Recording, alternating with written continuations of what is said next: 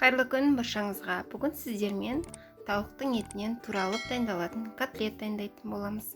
Ең алдымен тауығымыздың төс етін жуып, сыртындағы пленкасын аршып, осылай жіңішке қылып ұсақтап тураймыз.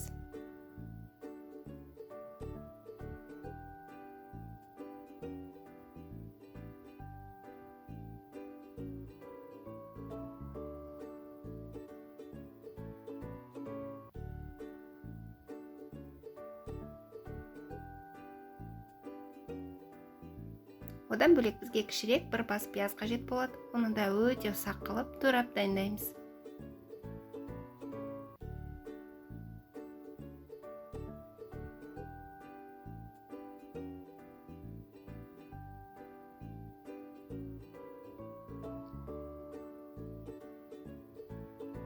Тауығымыздың етіне қосамыз.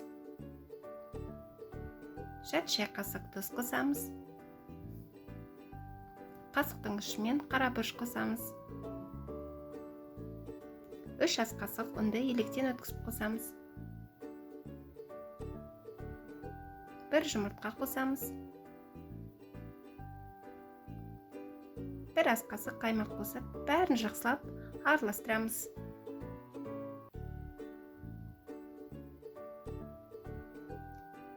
Бәрін жақсылап араластырып алған соң, табамызға сұйық май құйып қыздырамыз. Қызған қызбағанын осылай шпажкамен тексерсеңіздер болады. 1 ас қасықтан осылай салып, ас қасықтың көмегімен осылай формаға келтіреміз.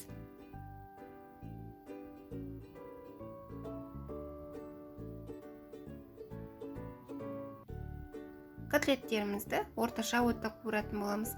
Қатты отта қуырсаңыздар күйіп кетеді. Баяу отта қуырсаңыздар майлы болып кетеді. Сол себептен орташа отта екі жағын 5-5 минуттан қуырып аламыз. Сәл қызарған соң осылай аударып отырамыз. Екі жағында бірдей қызарғанша қуырып аламыз.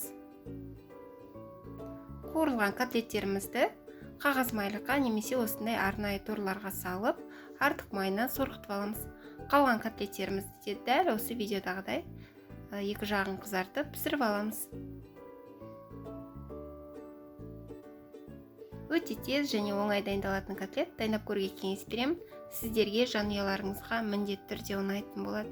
Менің арнамда басқа да тауық етінен дайындалатын рецептер бар. Рецептерді жіберіп алмас үшін тіркеліп, қоңыраушаны басып қойыңыздар. Алда бұдан да басқа әдемі, дәмді рецептермен бөлісетін боламын. Көріп тамашалағандарыңызға рахмет. Сау болыңыздар.